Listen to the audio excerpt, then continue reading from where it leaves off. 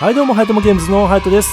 アンティルドンの実況プレイはですね、前回の動画をもって一応完結はしてるんですけれども、最後に1本おまけ的な動画を投稿して、このアンティルドンの実況シリーズも完結させたいと思います。で、今回どんな動画を投稿していくかというと、このアンティルドンには1時間ほどのですね、ボーナスコンテンツとして、いろんな映像が収録されているんですけども、その映像の中から面白そうな場面をですね、僕が切り取って、編集してまとめて約、15分ぐらいの動画にしてですね、そちらの動画の方を今回投稿したいと思います。で、最初にですね、今からお見せする動画の内容を簡単にご紹介しておくとですね、まず最初にこのアンティルドーンに登場したキャラクターたちのモデルとなった俳優さんたちへのインタビュー映像があります。そして次にこのホラーゲームアンティルドーンの恐怖の要素をですね、どのようにこの制作陣が追求していったか、その制作過程の映像があります。そして次にゲームに登場するCG のキャラクターたちがどのように作られたか、その制作過程、裏舞台の話があります。そして4番目にこのホラーゲームのホラーの要素をですね、演出するには必須の背景音ですね、BGM がいかにして制作されたか、その制作の裏舞台を紹介する映像があります。そして最後にですね、ウェンディゴっていうのがこのゲーム登場したと思うんですけども、そのウェンディゴっていうのは実はこのゲーム特有の話ではなくて、もともとですね、ちゃんとそのウェンディゴの言い伝えっていうのがあったらしいんですね。なのでその言い伝えの話が最後に含まれています。このような流れでですね、今回の動画編集していますので、ぜひぜひお楽しみになってみてください。ということで、動画の方どうぞ。これはサムなのかサム顔丸いですね。あ、ジョッシュっぽい。ジェス今のマイク今の。あ、この子がハンナとベス両方やってたんだ。可愛いですね今の子ね。マットはイケメンだなやっぱ。あ、エミリーなんか若い、実物の方が。今のクリスか。アシュリーも実物の方が可愛いですね。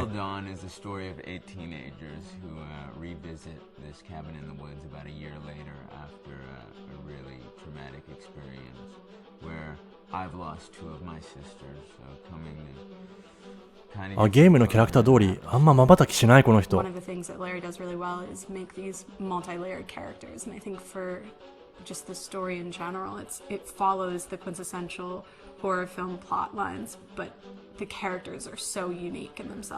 ンナより全然この子の方が可愛いですね。サムちょっと顔丸いですね。ゲームのサムの方がかなり補正かかってる気がする。ビーガンっていうのはベジタリアンよりもより厳格に動物性食物を取らない人たちのことですね。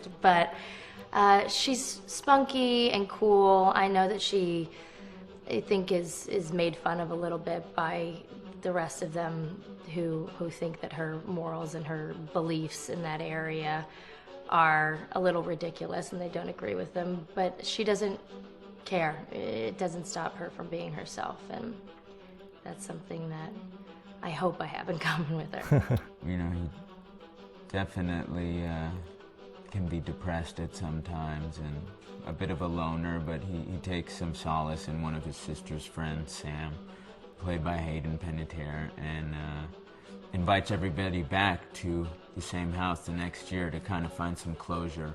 Jessica? ジェス。 She has a whole lot of personality. この子なんか元気いいですね。 Definitely the sort of mean girl character that, you know, at school she knows she's pretty. この動き方、ちょっとこの子もなんか高飛車っぽくていいですね。実際にモデルになった人も。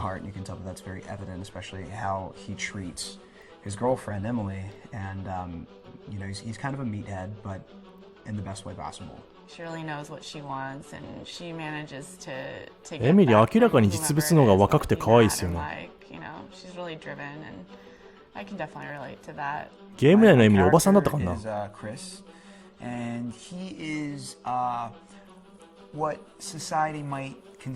クリスなんだ。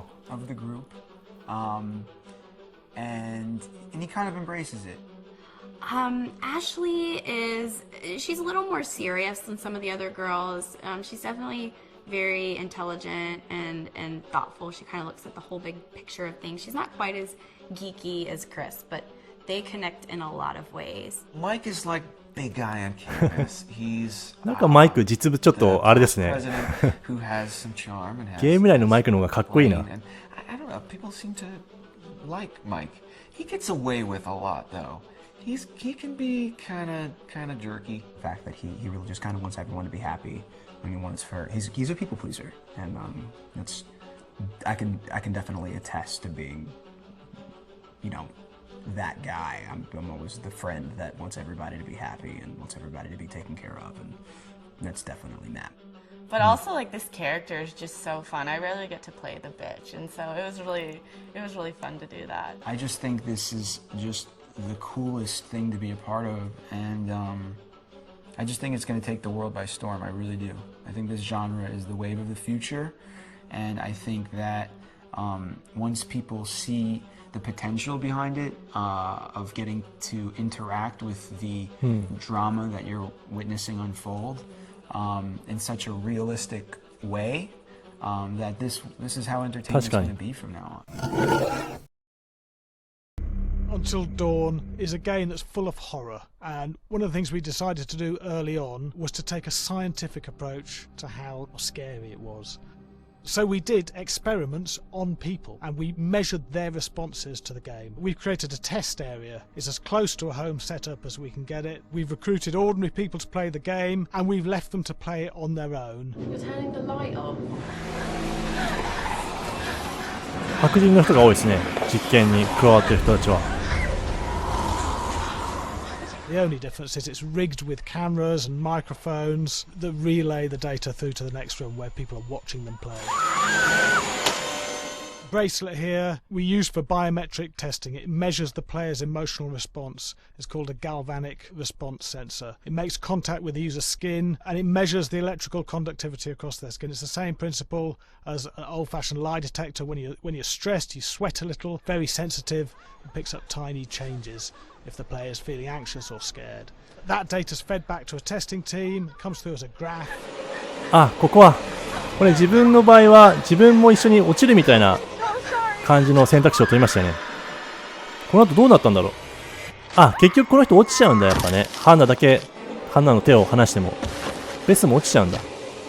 まあ結果は一緒だったんですね、やっぱね。おお、改めて見てびっくりするな。There's no point testing one or two people. You have to test a lot of people. What's your step?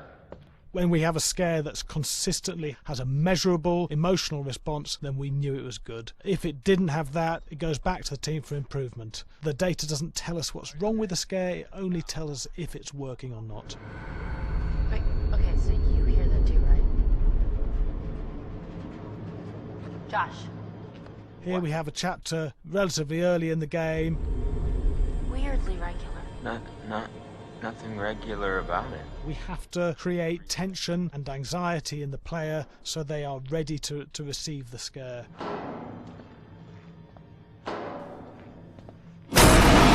驚いてる。こ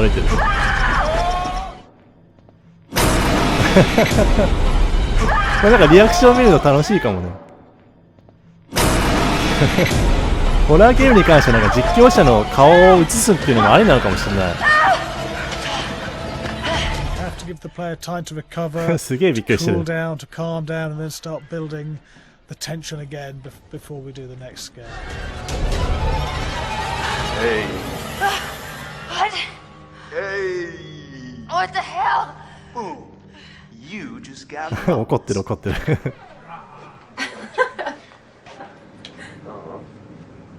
Yeah, I have such an adrenaline high from that game. There's two things we found. One is we could look at the scares, analyse if our expected scares were working effectively. Were people shrieking and covering their hands, or were they getting an emotional response from it? And being scientific about it means that we strip out people's opinions about whether things are working or not. We've got data, and we look at the data. If it's working, we're happy with it. Really scary.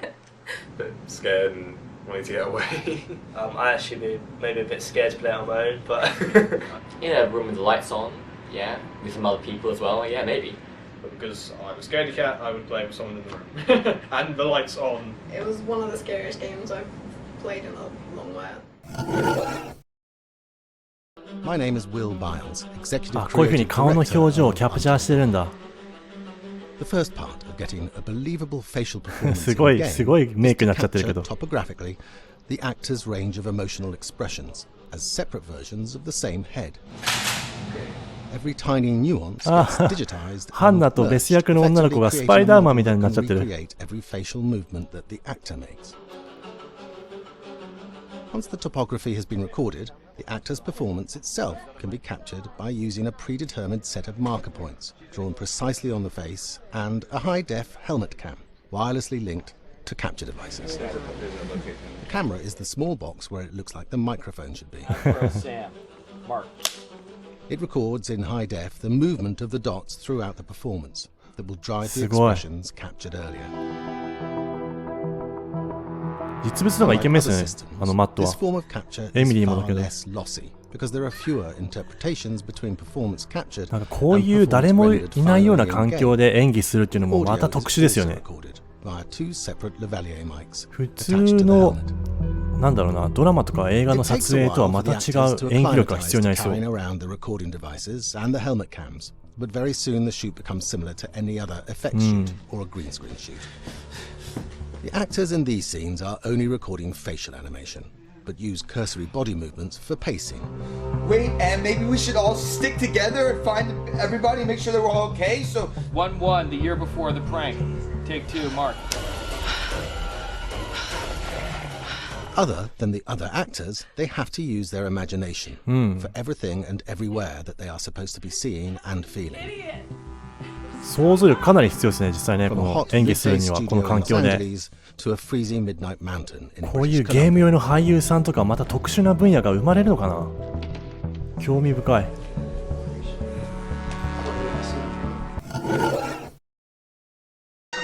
ここは調べてみたらアメリカのテネシー州にあるスタジオみたいですね。ホラーゲームの音楽であってもやっぱこうやってオーケストラが集まって演奏してそれを録音してるんですね。まあそりゃそうですね。まあドラクエとかもそうですもんね。ドラクエなんかはもうドラクエの音楽だけでコンサートをねオーケストラで開けるぐらいなもんですもんね。でもこうやって実際に演奏してるところを見るとすごい違った印象を受けますね。あ、この人が作曲家なんだ。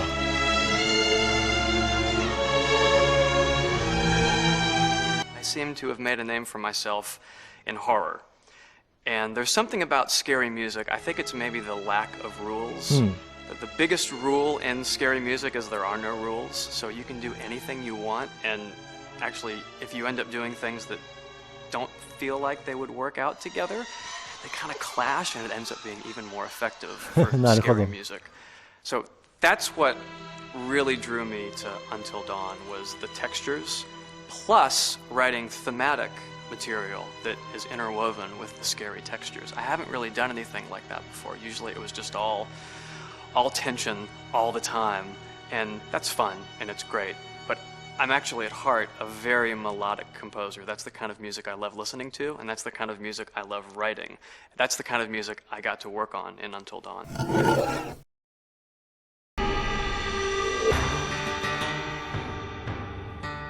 America's Northwoods border region. Within this land of 10,000 lakes and miles of dense timber, a hideous creature is believed to lurk. The Northwoods is probably one of the last frontiers in America. ノースウッズ。ゲーム内ではブラックウッズっていう名称で呼ばれてましたね。ノースウッズって今この人言ってたけど。Monsters and mysteries exist here because it is remote. Up in the Northwoods, winters are long. In times of biting cold and isolation, a devouring monster is believed to come forth. It's terrorized native people for generations. Whoa. Growing up, I was told, like, don't go outside, the Wendigo will get you. Wendigo. Among the traditions of the northern Algonquin tribes is the Wendigo, a monster that can seize hold of a person to carry out its hunger for human flesh. Many Native Americans fear even talking about this Wendigo, and even the mention of the name will let the Wendigo find out where you are, and it will open you up to be possessed by this Wendigo. The most famous case of a Wendigo possession took place in 1879. In the deep woods outside of Edmonton, Alberta. Swift Runner, a Cree Indian, was a trapper and a guide He had left town the previous autumn with his wife, 6 children, and his mother. But when Swift Runner returned in spring, he was alone. Swift Runner came into a nearby village telling this heartbreaking tale I had to watch them starve to death. of his family being killed by starvation, and that he was the only survivor. My whole family gone. It wasn't hard to understand a family falling victim to a brutal winter. To even not. Yet something was suspicious about この人が家族殺したんじゃないの？本当は大丈夫かな？ He was a strapping man, and he came into town weighing over 200 pounds. It didn't look like somebody who had just weathered a terrible winter. He wasn't malnourished, didn't look like he was starving. He looked healthier than ever. After a few nights, it became clear that something was wrong. He started having night terrors, screaming in his sleep. I am the Wendigo. Oh. Villagers alerted the police. Swift Runner actually guided them back to his winter cabin. When they got there, that's when they saw the true horror. 何？え？これ家族？ Human skulls were scattered around. Many bones, some of which had been snapped in half, and the marrow inside had been drained. They had never seen anything like it. Swift Runner had killed his entire family, shooting them, hitting them with an axe, strangling, and then eating most of their bodies.